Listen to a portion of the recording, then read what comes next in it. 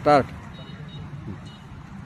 तर आज या ठिकाणी मला योगायोग मी या ठिकाणी बसलो होतो आणि गुरुवारी सन्माननीय जगदीशजी कदम सर यांची खूप मोठी भेट झाली मला अचानकपणे. खूप आनंदाचा क्षण आहे. वेळ कमी आहे त्यामुळे थोडक्यात सरांना एक कविता ऐकून दाखवायची आहे म्हणून आपल्यापुढे मी माय नावाची मी लिहिलेली माझी कविता मी कवी भास्कर पायकर आपल्यापुढे मांडतोय.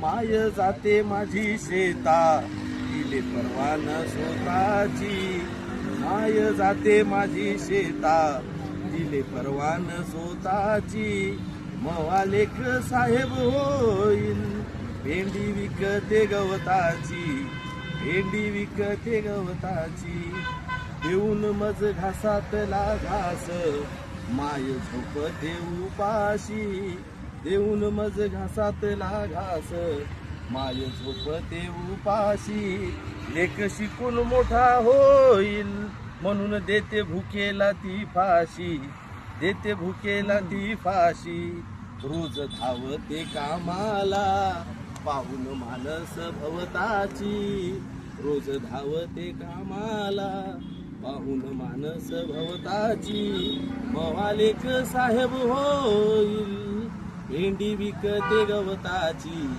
भेंडी विकते गवताची. धन्यवाद. तर मित्रांनो, या ठिकाणी सन्माननीय गुरुवर्य जगदीशजी कदम सर, आदरणीय क्षीरसागर सर, या सर्व गुरुवर्य मंडळींची अचानकपणे मला भेट झाली. माझ्यासाठी माझ्या आयुष्यातला हा खूप मोठा अभिमानाचा आणि आनंदाचा क्षण आहे. म्हणून सरांसमोर 4 ओळी व्यक्त करण्याचं धाडस या ठिकाणी एक नवोदित कवी म्हणून आपल्या पुढे करतोय.